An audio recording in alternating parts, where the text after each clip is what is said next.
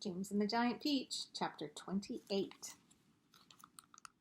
One by one the travelers came out again onto the top of the peach and carefully gazed around.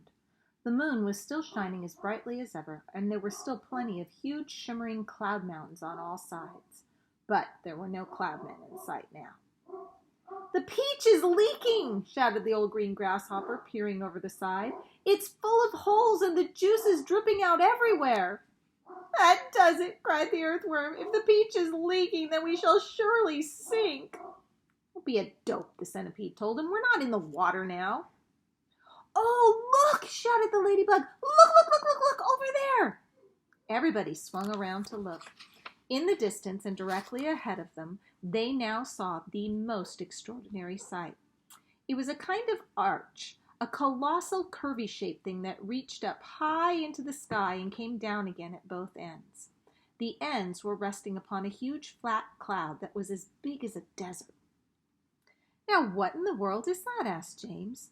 "It's a bridge. It's an enormous hoop cut in half. It's a giant horseshoe standing upside down." "Stop me if I'm wrong," murmured the centipede, going white in the face. "But might those not be Cloudmen climbing all over it?" There was a dreadful silence. The peach floated closer and closer.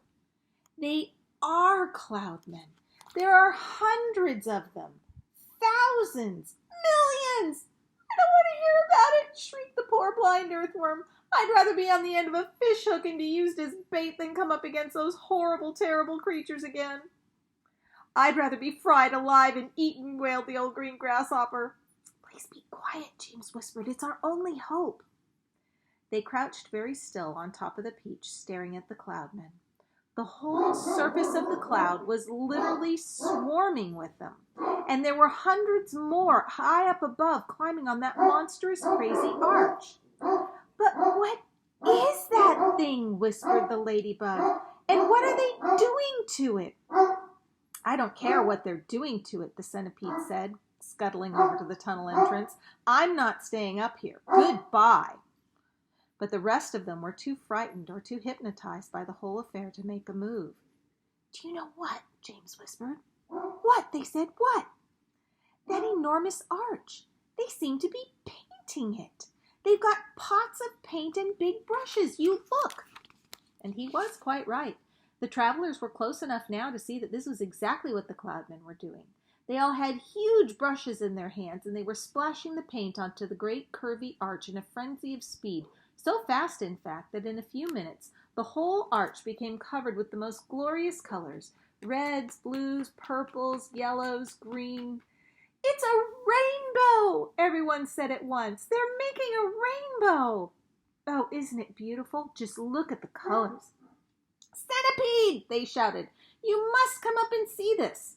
They were so enthralled by the beauty and brilliance of the rainbow that they forgot to keep their voices low any longer.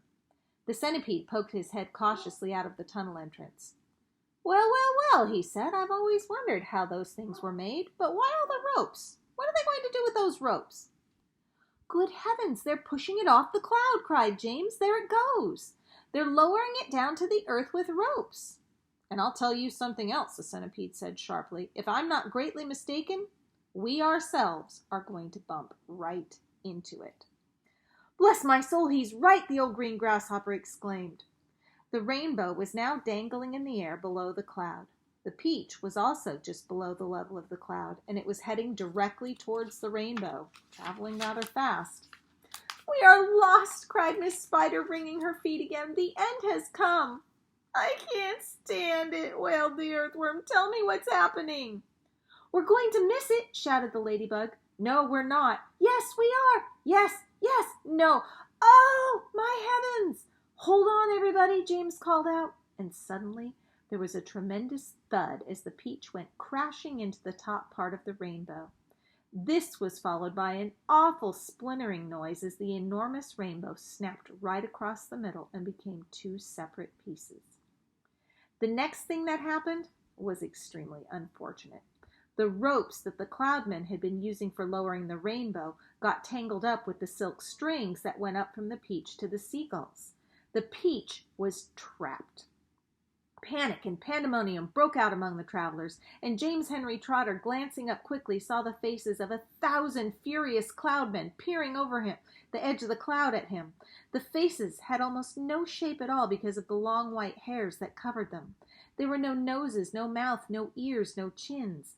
Only the eyes were visible in each face. 2 small, black, glinting eyes staring malevolently through the hairs. Then came the most frightening thing of all.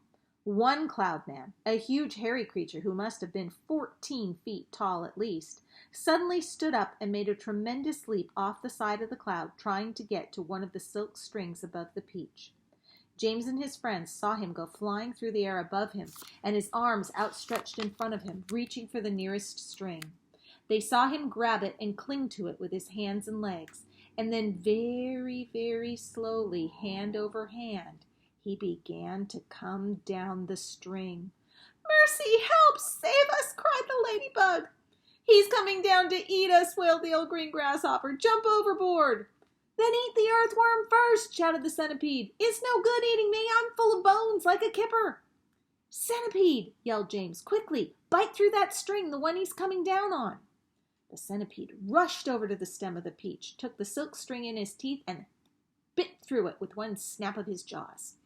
Immediately, far above them, a single seagull was seen to come away from the rest of the flock and go flying off with a long string trailing from its neck.